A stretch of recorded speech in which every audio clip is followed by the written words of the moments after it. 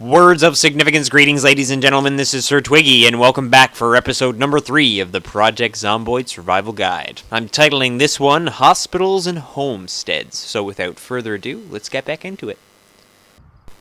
So as you can see here, we're just finishing up day 2 and rolling into day number 3 as the episode begins here. So, the sleeping commences, and... well, we're sleeping late today. Finished. So we did stay up late last night organizing all our loots, trying to get the perishables back into the fridge. So as you see here, we've actually completed 2 full days. That's something I want to mention, is that we have survived a full 48 hours. We're on day number 3. We haven't actually survived day number 3 yet. So when I look at the time there, it does say day 2. Here we see we're still near the center of town. We have not actually made it to our home yet. We've just been working our way further and further to the north, picking up as much loot as we can on the way, getting all kinds of bags, all kinds of good stuff. So just as you can see here, I'm just pulling out my bags, looking through, seeing where everything is located, trying to get everything situated for when we actually do make a trek out of here and start making our way again.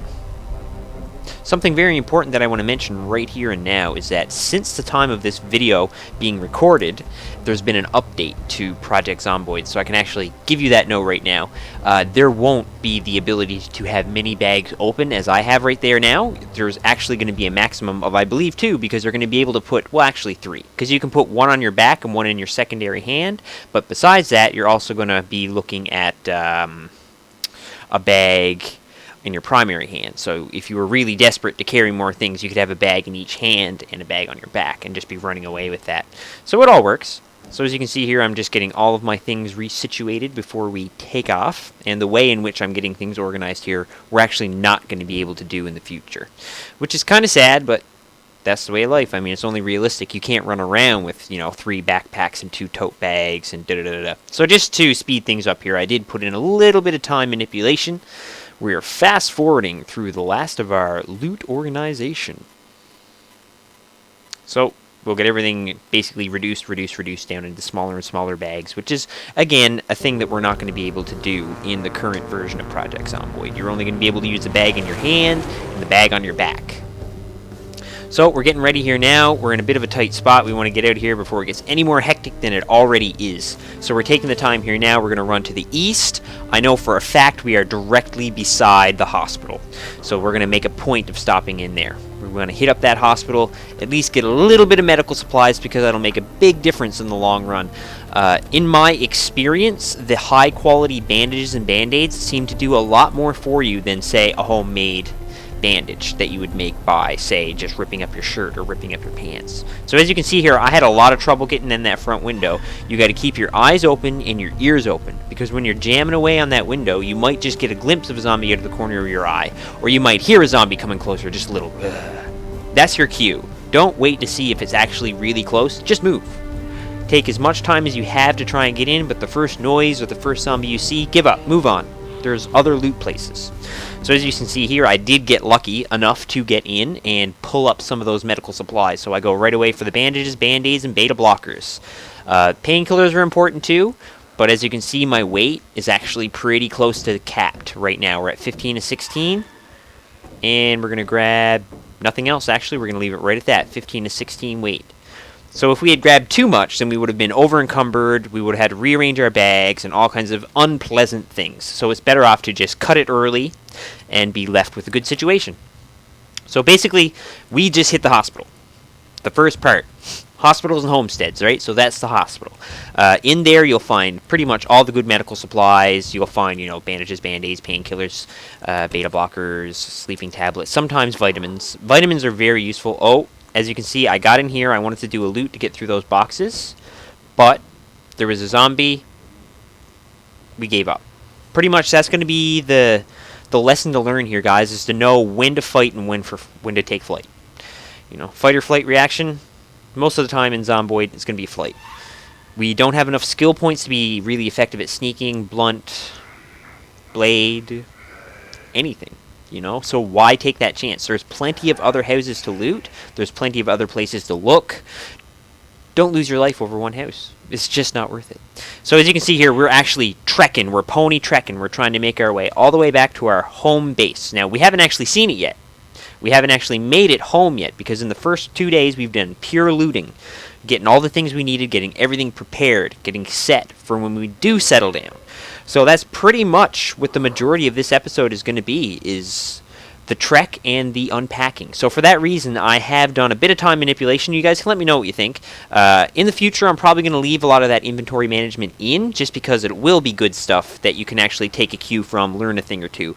But because this footage is now outdated and a new version of Project Zomboid is out, and you can't use bags in the way in which I'm using them in this footage, it seemed better just to fast forward it, rather than you sitting there for 5 or 10, 15 minutes even, looking at me rearrange inventory and organize, when you can't do it like that anymore. It's not really a good guide.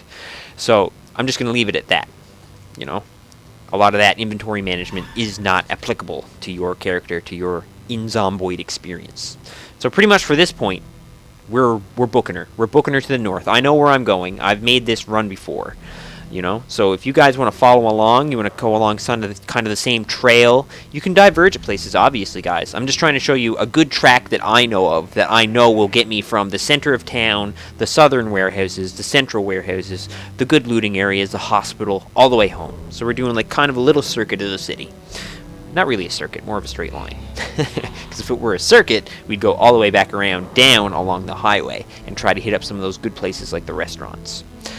So on the way back to what will be our base, we're trying to pick up a few things other than the medicals. We'd like to see some more perishables. The more perishables we can get from around the city to move back into our home base, the better. I mean, obviously, right? You want to get as many perishables as you can, get them turned into good quality foods that you can eat, whether it be soup or the broccoli chicken casserole or whatever it is you want to make, you know? To get your food on before it all goes rotten. You know, you want to eat as much of that perishable food before the power goes, the food all goes rotten, you know, because then all of a sudden the world food supply is much less. You know, you go from having pretty much every other house with a fridge has, you know, at least a couple of things to eat, this and that, to every fridge is now useless and you have to find cans of food. Now, the other side of that is you could be doing farming. I have to be completely honest, farming and I have had a sordid past. I have not had much success with it. But we are going to cover farming in this tutorial. I promise you I will do everything in my power to make those crops grow. I will whip them if I have to. If that will make them grow, I will whip them. So here we have another house that's actually not a bad spot at all for making a base, in my opinion. Now, I haven't really made a lot of bases here, but it is a good spot. It's 2 stories tall, so you could be using the rope ladders out as an emergency escape. It has a fridge. It has lots of containers to store loot. It has a front and back entrance. You know, there's a lot of good things going on here. Now, there is a little bit more zombie horde migration in this area, because they do kind of wander around in that field, and there is metagame noise around, and oh, look at that, big hiking bag, upgrade. So that there, I am fairly certain, is the best bag in the game right now.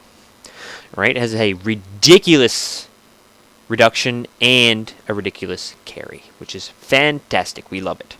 A little later on, we'll go over all the specifics of the bags in terms of what they carry and how much they reduce the weight. I'm just kind of holding back on that because there has been a bit of bag balancing, so I don't want to give you bad information. So we're just going to skip that whole element today. And as you can see, in this dresser here in the bedroom, we found a lot of good stuff. We found the pistols, we found ammo, we found sheets, all kinds of good stuff. So just to reiterate, guys, when you're searching houses, you want to be searching the cabinets and dressers. You want to search the bathroom for a medicine cabinet. You want to be searching bookshelves. And you want to be searching crates or boxes. All right, so as you can see in here, bookshelves and boxes. In the bedroom, we had the dressers, and downstairs in the kitchen, we have the cabinets. So those are the main sources of loot throughout the world. In case I haven't made that perfectly clear up at this point, I want to reiterate it. So this house has everything in it, pretty much. It has cabinets, it has dressers, it has bookshelves, and it had crates. It had everything. That house had everything. Now, not a lot of everything, but it had a bit of everything, which is the main thing. And as you can see here now, it's just starting to get late. It's getting very dark. And we are just in time.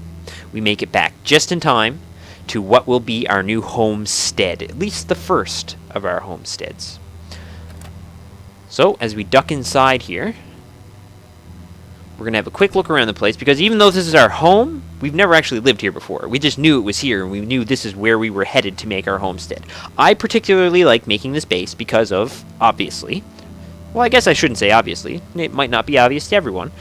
There is a large fence all the way around, except for that one opening in the front, so that makes it very, very easy for a first level of fortification. You just put a wall in the front, a door frame, and a door, and that's it. You're enclosed. And that way, zombies have to go through that first layer of protection before they're in close to you at your house. And as you can see, by going in the house and looking around, I heard some knocking. He heard me obviously walking around in the house. We got him out of the bathroom, and now we're training him out of our home. I do not want his corpse in my way when I'm trying to do construction. As of right now, that is a bug. Like, you can't build walls and like floors and stuff on top of zombie corpses. So I'm taking the time here to make sure I pull him out of my construction area.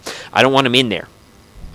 Now, if there were 3 or 4 zombies and I had no choice, I had to kill a couple, that's it. I mean, you gotta... In a lot of cases in Project Zomboid, and I think this is the perfect time to bring it up, sometimes the only option is a bad one. But at least it's the best of the bad options. You know what I mean? If you have to kill somebody in your yard and you wind up not being able to make your house the way you want to make it, well, at least you're not bit. It's a bad option, but it's the best of the bad options. And here we go, guys. This is me unpacking at over 16 times acceleration. All of my loot, alright? Everything that we've collected in the city so far, we were pulling it all here into this homestead. This is where we're going to make base. We're going to, expand here. There's going to be lots of good things. And as you can see, we finished up that little bit of organization for the night. We get our night's sleep, because there's no point to be up all night getting your shit organized, have everything ready to go for the next day, then sleep the whole day away. You know what I mean? You'll wind up off your time schedule. And here we go again with the item management. So as you can see, there is a great deal of it. I'm trying to separate things into stacks of weapons, carpentry, and pretty much food. So as we can see, zipping through, zip zap zop, and done for now. So we've got everything unpacked. We have our water on us and no food. Good thing I took the time to check, because we are hungry.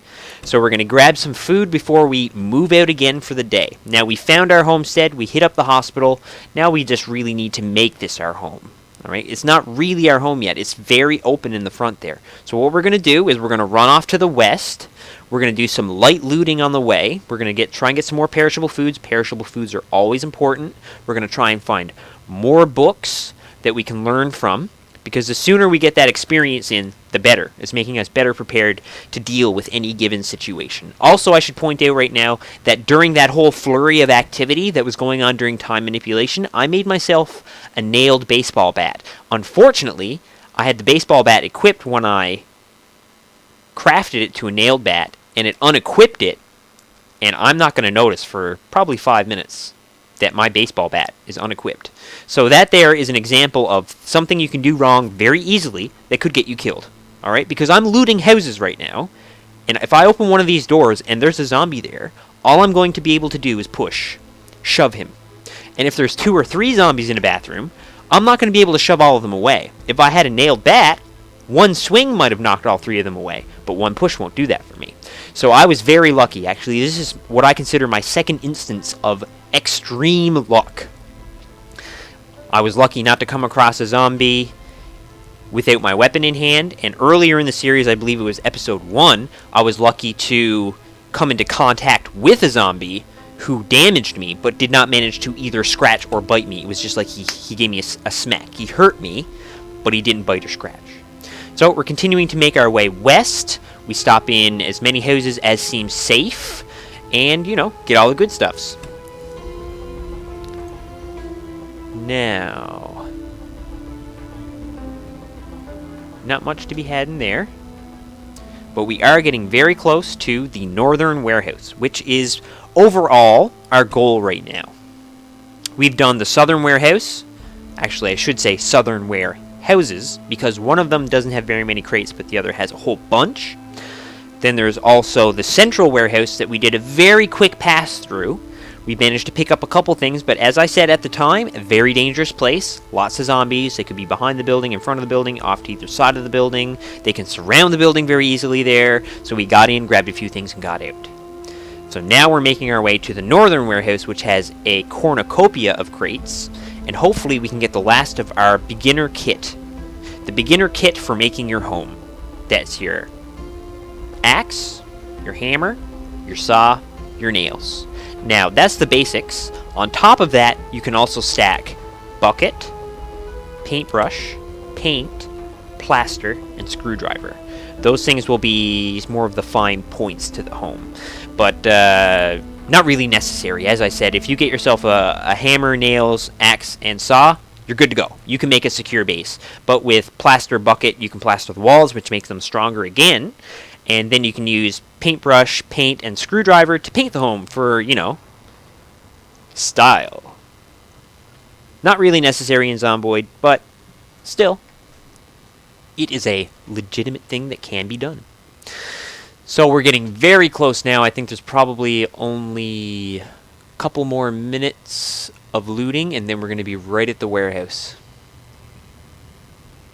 So, I'm very used to this area of town, guys. I love the northern edge of the city. You can run through fields and avoid a lot of zombies. It's very easy to run through trees and drag zombies behind you into the trees, then move down to the east or move back to the west and cut back through the tree line. And what have happened to all the zombies? Well, they're all gone for a walk in the woods, and who knows when you'll see them again. Hopefully never. It's very convenient. It's easy to, in my opinion, move zombies around on this end of the town because there aren't so many pervasive in the area. Now, that being said, big-ass zombie hordes can wind up on the northern edge of the town depending on metagame noise, how you've been playing, the random draw. You know what I mean? The random luck of the draw at the beginning of the game. As you can see there, guys, I don't know if you noticed, but I jumped in through that window. I still don't have my motherfucking bat out. And I left the window open behind me, but the important thing is when I got through the window, it actually puts you up on the stairs. In many cases, there were windows I wouldn't even try to jump through because I was afraid of what's going to happen if I get through the window. Is it going to put me in the middle of the stairs? Am I going to take damage? Am I going to get stuck? Well, no. I've learned since then that you can jump through windows that are located by stair sets and you just land on the stairs, which is fine. It's acceptable. That's what you would totally expect, but I just didn't. I hadn't risked it in the past, because you never know, right? You could wind up doing something wrong and bork a character, and nobody likes that. But this is Sir Twiggy telling you, you can jump through windows onto stairs. At least in that house. I've tried it on a couple houses, actually, and it's all been fine.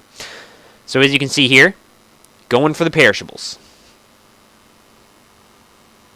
Getting some perishables, getting some non-perishables. Moving all the food stuff down in the plastic bag to keep it all organized. And there we go. We're getting that fridge full of stuff. Not really a fridge full, 2 items in a fridge, but... Oh, and we've noticed our bat, finally. Took us a while, but we noticed. Now we take a quick scoot upstairs and have a look around in these. School bag, an extra one. You see, in this case I'm taking it.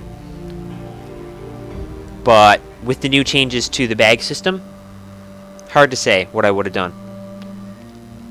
I probably would have put the plastic bag in my backpack and then took the backpack in hand.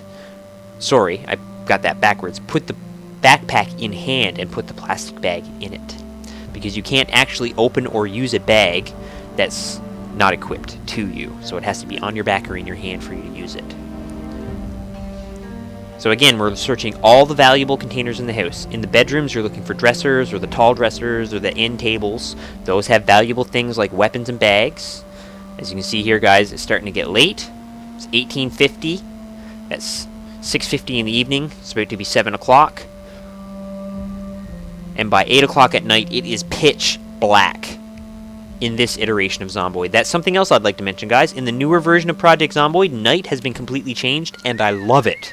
It's fantastic. It's still hard to see. It's still dark. It's still a little bit freaky, but you can tell, like, hey, I'm on pavement. Or, hey, there's a tree in front of me. You know, it's not absolute, cannot see darkness. And there we go, guys. Right off the hop, into the northern warehouse, and an axe. So that's step 1. I believe we already have a hammer, so what we're really searching for now are nails, but I won't take nails until I know I have a saw. Typically. Looks like in this case, I'm actually stockpiling the nails early. I probably won't grab all the nails then, I should say. So yeah, our number one goal right now in this particular location is to find ourselves a saw. That's the only thing we're really missing now that we need to continue our development. Because yeah, I have everything pretty much for farming already. I have some seeds, I have the trowel, I have a watering can. We could do some farming if it were safe to plant crops. Because if I plant crops in that area and then zombies come into my yard and trample all over the crops, well, they'll die. You know, like, it doesn't matter if it's me or a zombie that tramples upon them, they're gonna die. So we need to first of all get our construction at least started to get that wall in the front, the door, frame and door. Gives ourselves a nice little closed-in safe area. So, as you can see, guys, it's fucking pitch black. And what am I doing? I'm still going through containers. Is this a good plan? Maybe. Maybe not. I guess really what determines if it was a good plan or not is if you die. Because it's all down, again, to luck.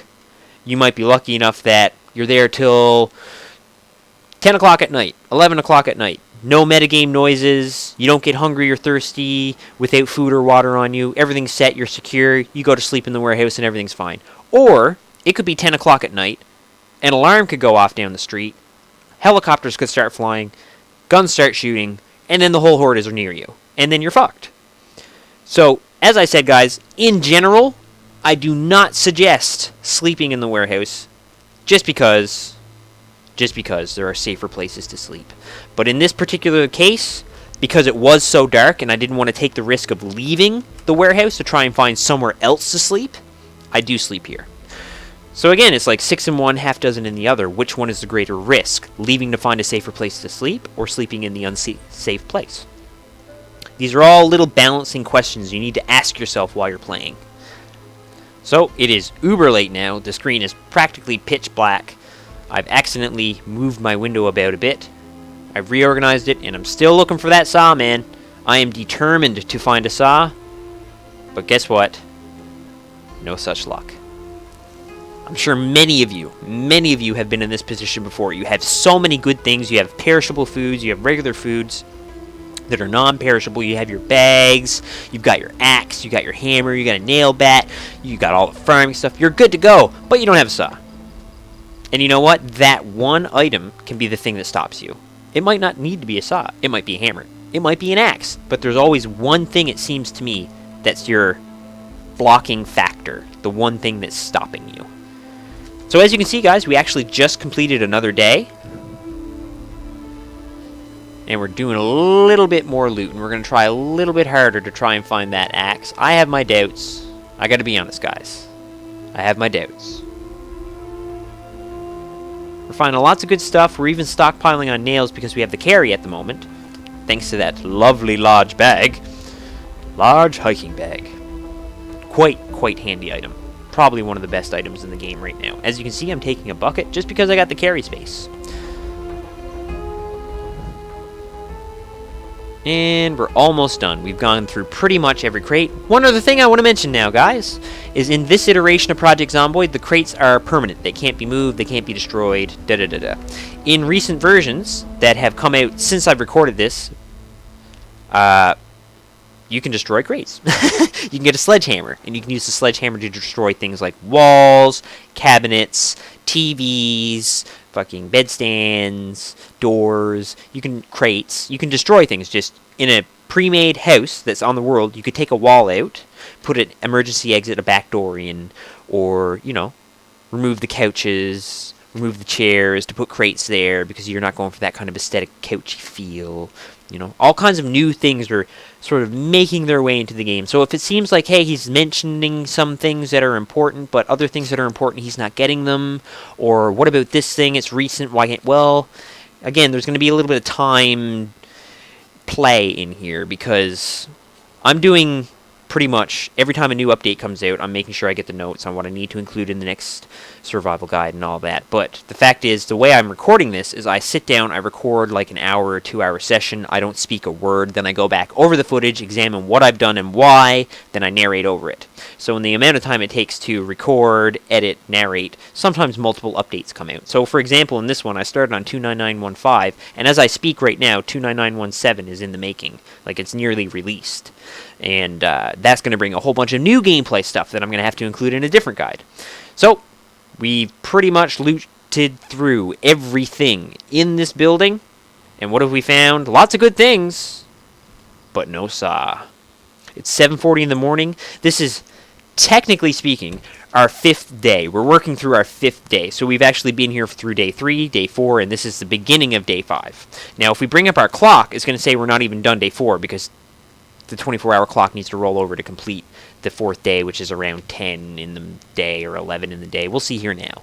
So yeah, see, 3 days and 23 hours. So it's technically saying we're on day 3, but really we've completed 4 days, and this is the 5th day we're living in right now. And just to let you guys know, we are scooting. We're going to scoot all the way back to home. Why? Well, we've got some good stuff. We don't want to push our luck too far, and we want to get, settled in. I didn't want to push too far on this day. We've covered a lot. We went through a lot of the city. We got some high-tier medical supplies. We've got, the good old bandages and Band-Aids. So those of you who I probably haven't mentioned this yet, so those of you who don't realize, I should say, Band-Aids are for scratches. Bandages are for bites. Is there a better chance of avoiding infection with actual medical supplies? I think so. Can I say that with 100% certainty? No. I'm not sure how to test that. But in my experience, times in which I've been bitten or scratched and had Band-Aids or bandages on me from the medical center, I have been much more likely to survive than if I just had shitty bandages that I just made from my ripped vest. And I think that's intentional. Perhaps an extra couple percent. I don't know exactly how much. I don't really want to know, to be honest, because I like the unknown factor. That's something I've always loved about games like this, is the exploration and the unknown. So we're nearly back here. I'm a big fan, I'm a big advocate of running back and forth to the highway, to my house, along this big field, because you see way less zombies. Unless they've migrated over that way, or you've drawn them over that way, or there was metagame noise that made them go over that way, then chances are you're going to have a nice, safe, long run the whole length of the field, and then you don't have to worry about nothing, except, what am I going to do when I get home? And in this case, I bet you can guess what it is. I bet you can guess. We're going to unpack all of our new things, all of our stuffs. So we have a homestead. We've got it loaded down with stuff. Just absolutely loaded down. And what is the last point of contention at this point? You guessed it, people. Saw. We've got like 3 or 4 axes, but no saw. So that's it, guys. This is going to be the end of this episode.